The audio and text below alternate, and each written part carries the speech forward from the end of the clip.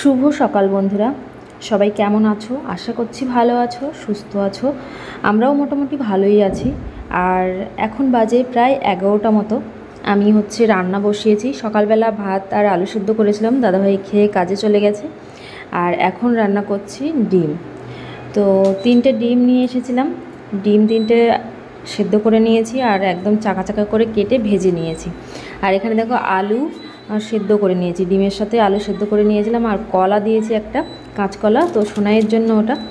কাঁচকলাটাও আমি একটুখানি ভাপিয়ে নিয়েছি। এদিকে আমি রান্নাটা এবার বসিয়ে দেবো। সোনাই যেহেতু এখানে এসে তেমন কোনো সবজি খেতে পাচ্ছে না, ওই জন্য ওকে এই কলা আলু দিয়েই খাওয়াবো। আর ডিমটা তো আছেই। তো আর ও একটু না এখন দেখছি স্পেশালভাবে বাড়িতে তো ওর জন্য সেরকমভাবে কিছু করা হতো না, ওরকমভাবে বুঝতেও পারতাম না আর খেতেও চাইতো না তখন। কিন্তু এখন দেখছি এখানে এসে একটু রসুন তেলের মধ্যে দিলে, রসুন তেলের যে গন্ধটা তরকারির সঙ্গে মিশলে ওর সেটা খেতে আরও ভালো লাগছে। ওই জন্য আমি একটুখানি রসুন তেলের মধ্যে দিয়ে দিলাম, দিয়ে ওর কলাটা ভেজে নিচ্ছি। আর একেবারে তরকারিটাও করব একসাথেই, আলুটাও দিয়ে দেবো, একটুখানি কলাটা কষিয়ে নিয়ে। তো ঝাল দেওয়ার আগে আমি প্রত্যেক দিনই ওর তরকারিটা তুলে রাখি, কারণ ঝালও খেতে পারে না। একটুখানি জিরের গুঁড়ো দিয়ে ওর তরকারিটা আমি ঝোল করে তুলে রাখি। তো ওটা ও বেশ খাচ্ছে, এখানে এসে দেখছি ও ওরকমভাবেই খাচ্ছে। বাড়িতে একটু ঝাল ঝাল লাগলে, ঝালের তরকারি থেকে আলু তুলে দিলে, সবজি তুলে দিলে ও খেতে চাইতে না। তো সেটা দেখছি এখন ওর কোনো অসুবিধাই হচ্ছে না। ওর জন্য আমরাও ঝাল খাওয়া কমিয়ে দিয়েছি। আর এখানে দেখো আলুটাও দিয়ে দিয়েছি, লবণ হলুদ দিয়ে একটুখানি কিছুক্ষণ কষিয়ে নেব, নিয়ে জল দিয়ে দেবো। কারণ ডেচকির মধ্যে বেশিক্ষণ তো আর কষানো যাবে না। আর সবথেকে বেশি অসুবিধা হচ্ছে একটা ডেচকিতেই ভাত তরকারি করতে হচ্ছে, ওই জন্য একটু অসুবিধা হচ্ছে। তো তোমাদের দাদাভাইকে বলছিলাম যে বাড়ি থেকে একটা না হয় ননস্টিকের যে কড়াই আছে ওই কড়াই একটা আনতে। তো দেখি কবে বাড়ি যায়। আর এদিকে দেখো একটুখানি চিনি দিয়ে দিলাম। বাঙালির কি বলো তো, যে কোনো তরকারিতেই একটুখানি মিষ্টি না হলে না খেতে একদমই ভালো লাগে না। আমাদের বাঙালিদের কম বেশি সবারই এই নেশাটা আছে যে একটুখানি মিষ্টি না দিলে যেন তরকারির টেস্টটাই আসে না। তো সেজন্য একটুখানি চিনি দিয়ে দিলাম, দিয়ে হালকা একটু কষিয়ে নিয়ে জল দিয়ে দিয়েছি। তো এবারে ঝোলটা ফুটে উঠেছে, এবারে ডিমটা আমি দিয়ে দিচ্ছি।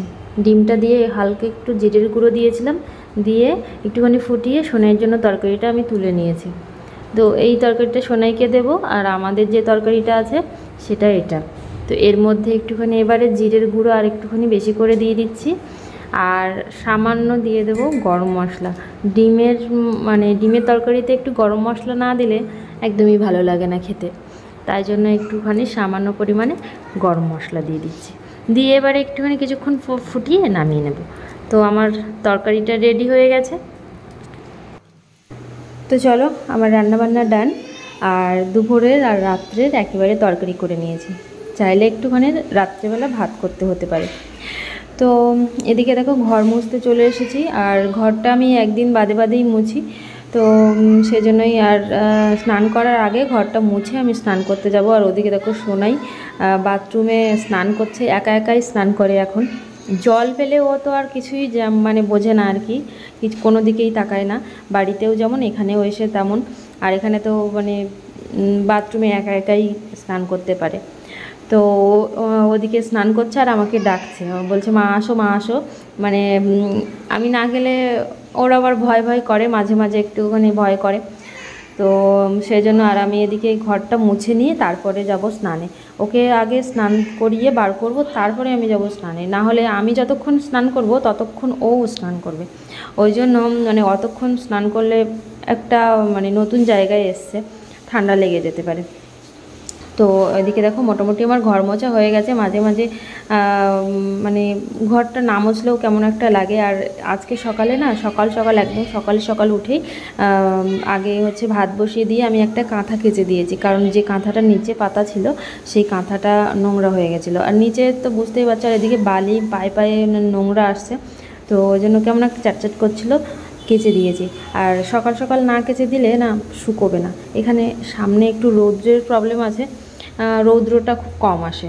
ওই জন্য সকাল সকাল কিছু জিনিসপত্রও দাদাভাইয়ের কিছু জামা প্যান্ট আর কাঁথাটাও কেচে দিয়েছি, অনেক কাচাকুচো করেছি। আর এবারে স্নান করব। তো তোমাদের এই ছোট্ট ছোট্ট মিনি ব্লগগুলো কেমন লাগছে অবশ্যই কমেন্টে জানিও। তোমরা কিন্তু কমেন্ট করছো না, আর আমাদের পাশে থেকো, আর অবশ্যই ভালো ভালো ভিডিও পাবে এরপর থেকে আশা করছি।